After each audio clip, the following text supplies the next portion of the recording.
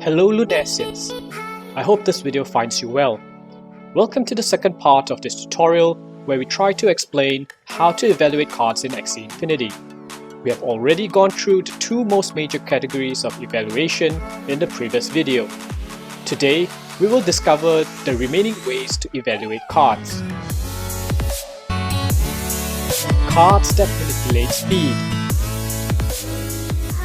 From here on out, these categories we discuss can be somewhat evaluated similarly.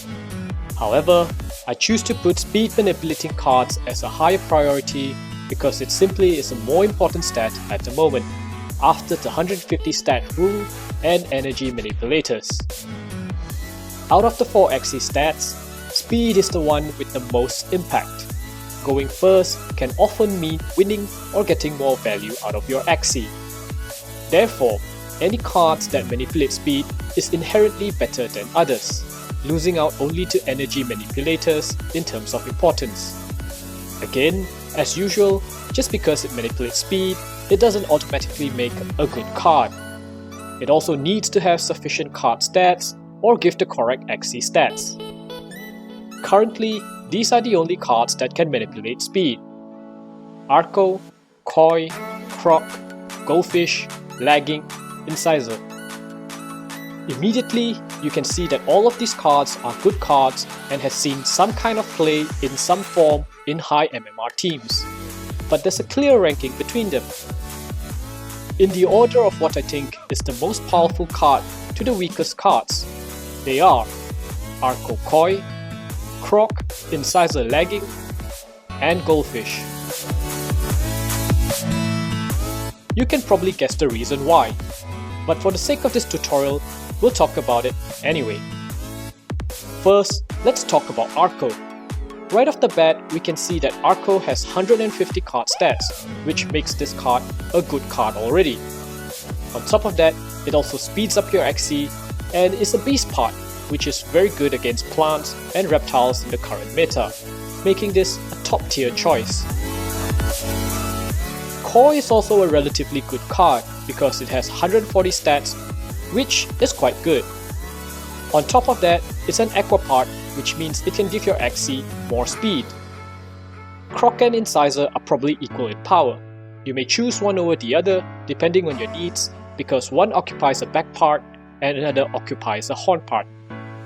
They both give 140 plus stats, so they are both good as well. And of course, being a reptile card, it will do well against aqua heavy metas. But I put these cards below Koi and Arco simply because these cards are rather low on attacking power. And in general, Axies that want to attack first tend to want high attacking power as well. But if you want a defensive option that also allows you to speed up, then Croc and Incisor are perfect candidates. Lagging, in my opinion, is a good card. However, a combination of factors turn it into a medium-ish good card. First, let's talk about why it's good. The first reason is because it is a zero-cost card. As you know, a zero-cost card is very useful to counter energy manipulators. The second reason is because it applies a speed debuff to your opponent, making you go faster when you need to. What about the disadvantages? Because it is a bug card, it doesn't give any speed stats, and there are better zero-cost cards in the bug class, namely Twin Tail and Pincer. And finally, Lagging occupies a very premium horn slot. Horn slots tend to be slots with high damage. This means if you put Lagging in, you will have to pass on many good horn cards. These factors combined make Lagging an okay-ish card. It's not particularly good, nor is it completely trash. And finally, we talk about Goldfish. Goldfish used to be an above average card before the nerf. But recently, Goldfish had a huge reduction in stats. It is now no longer as good as it used to be. On top of that, your opponent needs to attack into you while you have your Goldfish up in order to get the speed buff. This means it becomes harder to control your advantage. This drawback can sometimes mean a loss. Because of these drawbacks, Goldfish is actually now a weak option. There are definitely better cards out there that occupy the back slot, like Sandal, Scarab Bidens, or even Sponge. Cards that manipulate hand size. Cards that manipulate hand size refers to cards that either draw a card or make your opponent discard a card. Of these two categories, cards that let you draw cards in general is slightly better.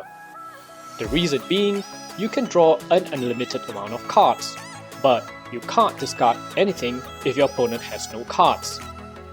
And just like we have mentioned in the past, nobody likes a conditional card that may end up becoming a bad card. Although having said that, at the moment, only one card allows you to draw multiple cards just by using one card, which is Cattail.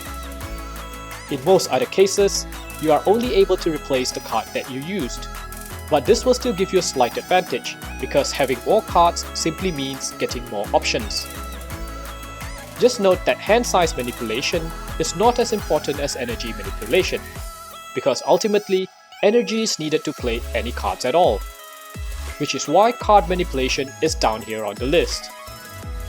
Also, you can only gain 2 energy while you can gain 3 cards per turn. That means you will need to discard more cards to empty your opponent's hand, but you require less energy manipulators to control your opponent's energy.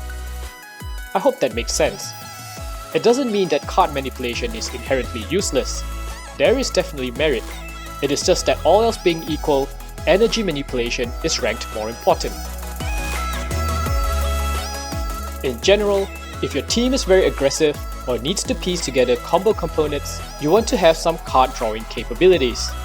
Which is why I personally think that having a hare somewhere in the Beast Bird plant teams are amazing. The extra card draw is really going to turbocharge your team's aggressiveness. If you want to control the pace of the game, you want to focus on card discard. At the moment, here are the cards that draw you cards. Hare, Hero, Bonesail, Cattail, Pumpkin, and Blue Moon. Of these, Hare Dagger, Hero, and Bonesail are firmly top tier cards. By now, I'm sure you can already guess why. Hare has 150 stats and Bonesail has 160 stats. Both amazing cards. Hero is a 0-cost card that deals decent damage and is able to draw a card. And since Aquas and Birds are some of the most common classes in Axie, you're almost sure to get some kind of value.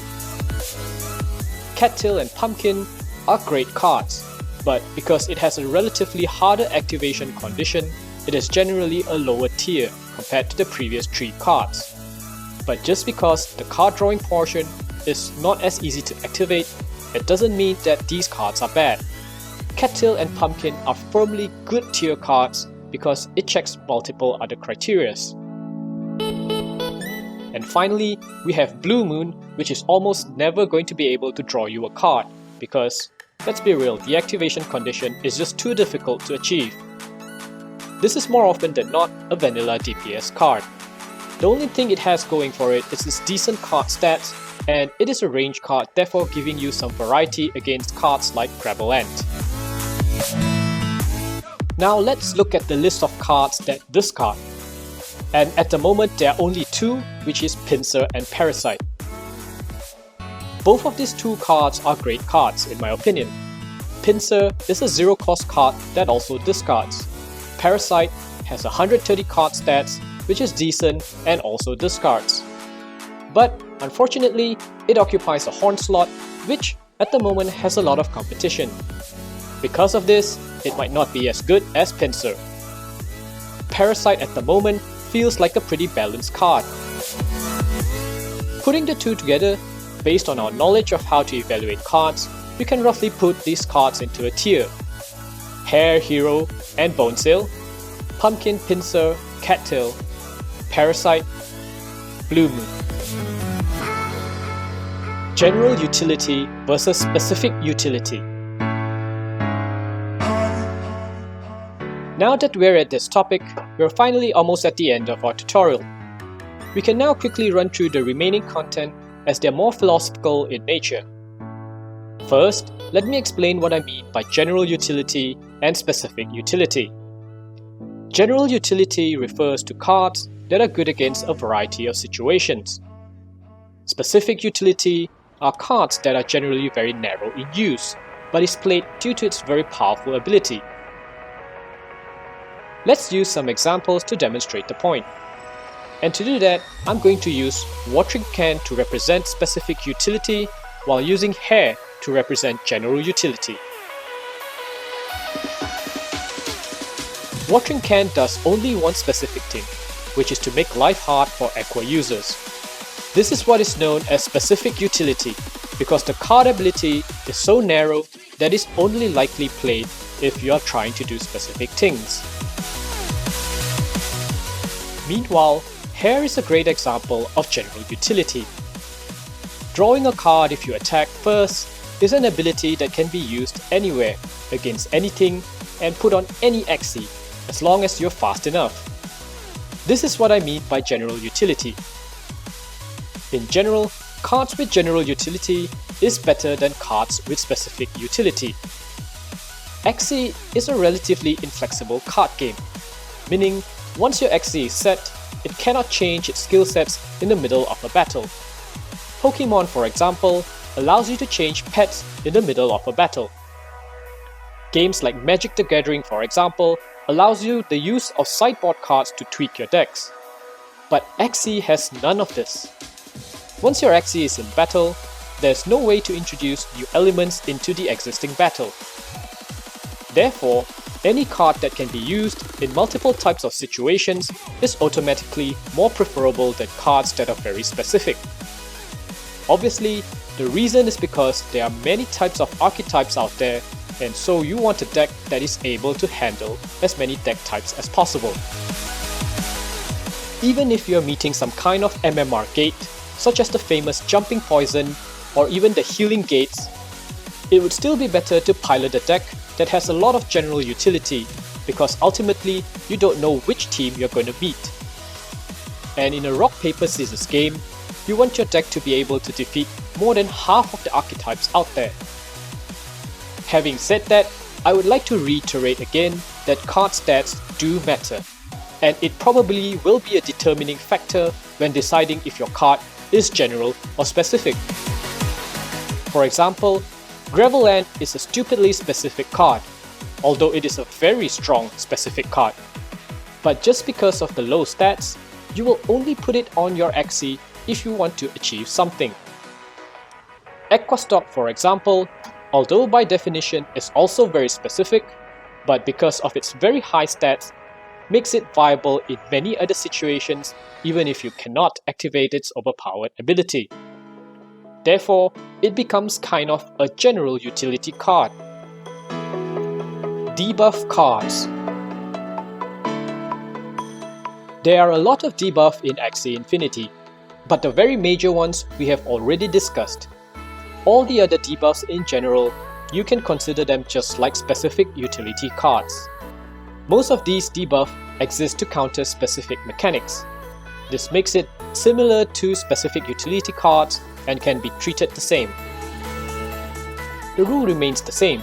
If the card stats are good, then it's probably okay to include it in your team. But if the card stats are not good, it must be good enough to counter your weaknesses. Otherwise, generally don't bother with it. Combo Cards. Finally, we reach the final type of cards, which are the combo-related cards. Combo-related cards refer to cards that have a possibility to achieve amazing results if paired with other cards. For example, Ronin Imp, Bonesail, Bumpy. These cards are hard to evaluate because sometimes the combo can turn out to be so amazing or they could turn out to be a complete nothing. The good news is most of the combos have already been discovered. You would probably have heard of them in some way or another.